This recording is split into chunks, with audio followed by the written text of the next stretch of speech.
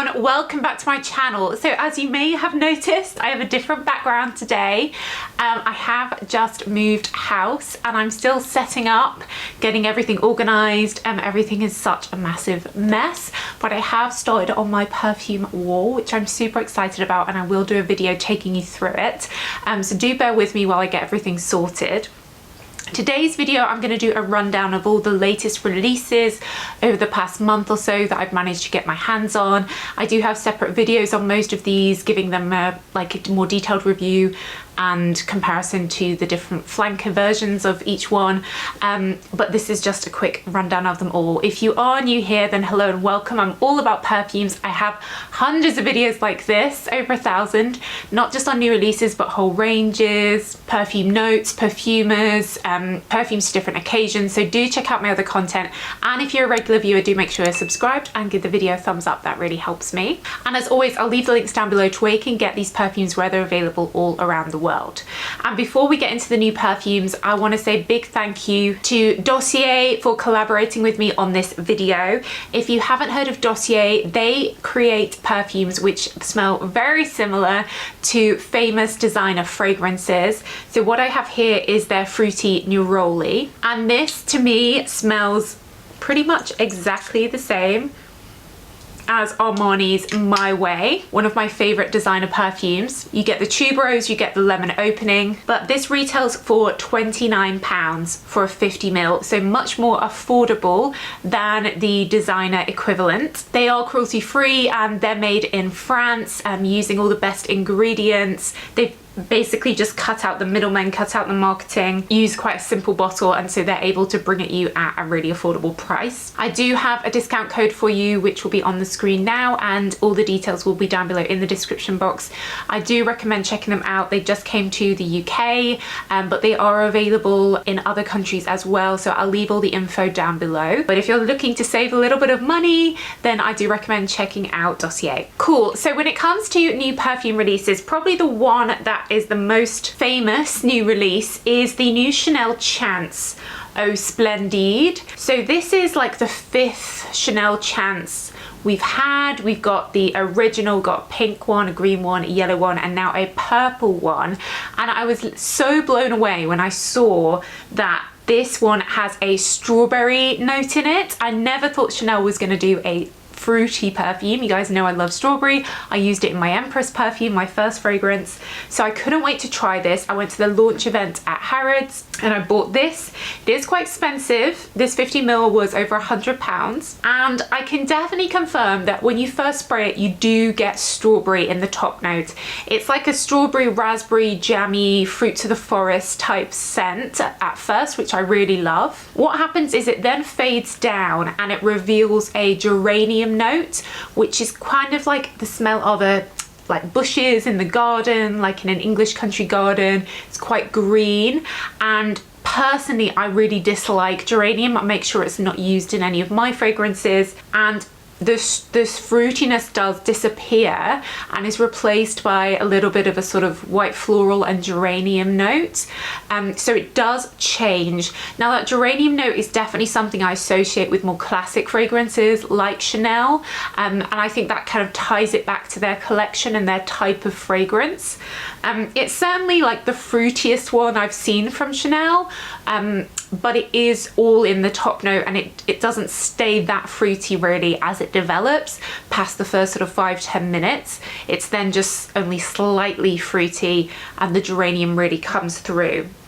So I'm kind of on the fence with this one. I like that it has that fruity note, but I feel like it's probably not, like, I'm not sure how much I would really wear this, and obviously value for money wise it's incredibly expensive, so I'm not sure that the new Splendide is Soki approved. Next up we have a new one from Ariana Grande. This is the second version of her REM fragrance called Cherry Eclipse. So it comes in the same like container as original REM, but you just have a pink bottle inside. Now I can confirm that this one actually does smell like cherry. So many times perfume is advertised as having cherry in and then you don't really get much cherry. This one does smell of cherry. like straight away you get a sweet candy cherry. It really reminds me of the smell of those Haribo cherry sweets. It's that kind of vibe. So if you do want a cherry perfume, then this is a cherry perfume. Relatively affordable, around the sort of £40 mark. Not as heavy or intense as her Cloud or Thank You Next, which are more sweeter and heavier and muskier. This one is more like fruity, fun, the kind of thing I'd expect from like a Britney Spears fragrance or something like that. But I'm definitely going to say this is Soki approved because it is what it says it is. It is a cherry fragrance and it is affordable. Next up, we have 3 new limited editions from Sol de Janeiro, all with the name Mystica in. We've got Danca Mystica, Flor Mystica, and Agua Mystica.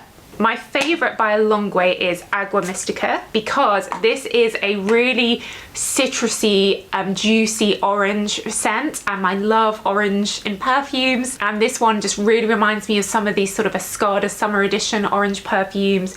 Really fruity and juicy and fun. The green one is, as you'd expect, quite green. It has like a fig leaf note in, a little bit woody. It's kind of like a garden, not really like summertime, more like spring in a new garden. And then the pink one is kind of that signature Sol de Janeiro sweet coconut, nutty coconut scent that you associate with the Sol de Janeiro brand. But if you love orange like me, then this one is my favorite. They are of course body mist, so they don't really last, they don't really project, but they're very affordable and super fun. Next up, we have a new limited edition from Erin, which is part of Estee Lauder. Their bestseller is Mediterranean Honeysuckle, and for the past few years they've released a limited edition version each summer. So this is Mediterranean Honeysuckle Fig.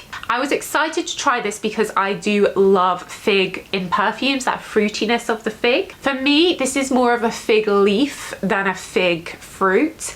It feels like it's added green notes, leafy notes. It doesn't feel fruity to me at all. The original Mediterranean Honeysuckle has like a lemony opening and then that delicate white floral honeysuckle, and those are still there, but you also get this sort of deeper, greener, again quite spring-like feeling coming into this. So it isn't what I expected. I wouldn't describe it as fruity, and it's not my favorite of their limited editions. I think I actually prefer the original. I love the Clementina version they did last year and the Tiari version. So this is not one of my favorite limited editions, and I think it should be called Fig Leaf, not Fig. But if you like your green, grassy type perfumes, then I think you should try this. Next up, we have a re-release from Valentino. Their Valentina perfume came out over 10 years ago. It was that circular bottle with flowers on. Absolutely loved it. Had a strawberry note in. Really takes me back to the sort of early like 20 teens, and it was discontinued a while ago. They brought it back in this bottle that looks like their Volche Viva bottle, but it has slightly pink liquid, and I can confirm that this does smell like the original. It gives me massive nostalgic, like fruity patchouli vibes. It's that strawberry, the patchouli, the white floral heart, and it has like a hint of a truffly note in. I feel like the original was a little bit more truffly, but it's very similar to the original. So if you are nostalgic for that scent, I do recommend picking this up. I got it from Look Fantastic here in the UK, where you can get 21% off using my code LFTFSOKI. I'll leave those details down below in the description box. Next up, we have 2 new ones from Ellis Brooklin. Miami Nectar. I think this has been out in the States for a while, but it's only just come to the UK.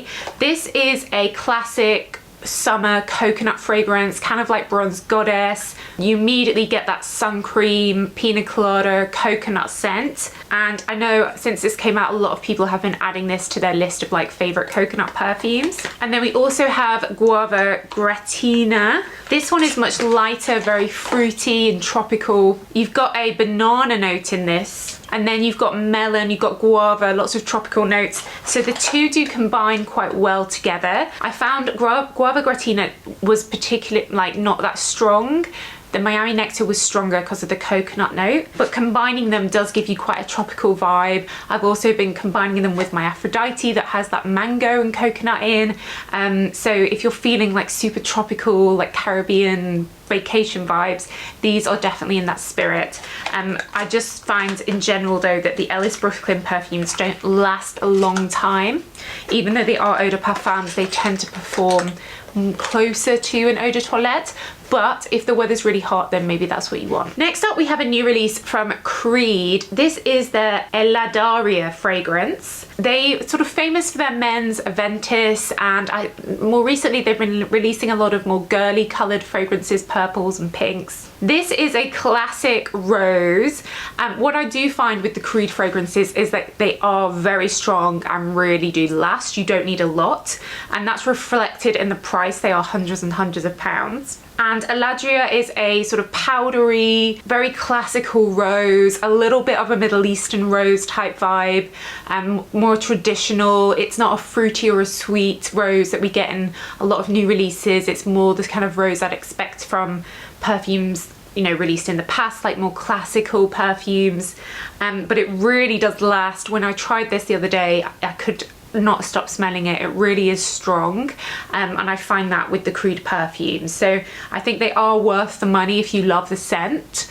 Just do let me know if you want me to do more content on Creed. I know I haven't really covered them properly. So next up we have a new one from Maine Cre. This is Cœur Infra Rouge. So this is a heavy oud perfume with a leathery note in, quite serious. What it does have is a hint of raspberry in the opening, but it very quickly becomes super leathery. Really reminds me of like an old leather jacket, sort of motorcycle vibes. It's quite sexy, and it is very strong. This is one of their extract de parfums, so it does feel concentrated. It does really last, and it is really quite a sexy leathery perfume. I'm gonna try this on my partner Stephen, and maybe for like date night or something, and see how it goes. I do really love leather in perfumes, and this is definitely like super leathery.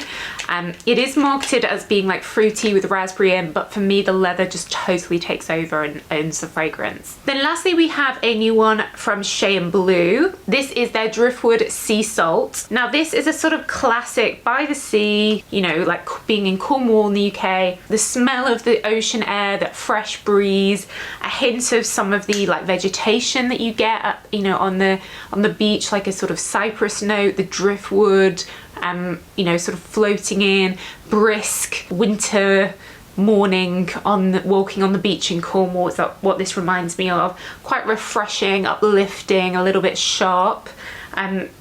Definitely a sort of oceanic type fragrance. I do have a video on oceanic and aquatic fragrances, so I'll try and remember to leave that linked. I definitely put this in that category. And this is a Shea & Blue. If you haven't heard of them, they are an English brand made in England. Cool, so those are all the new releases I have managed to get my hands on in the past few weeks. Let me know if you've tried any of these, which are your favorites. Let me know your thoughts. They'll all be linked down below where you can get them, where they're available all around the world, in the description box. But that's it guys, so thanks so much for watching as always, and I'll see you in the next video. Bye.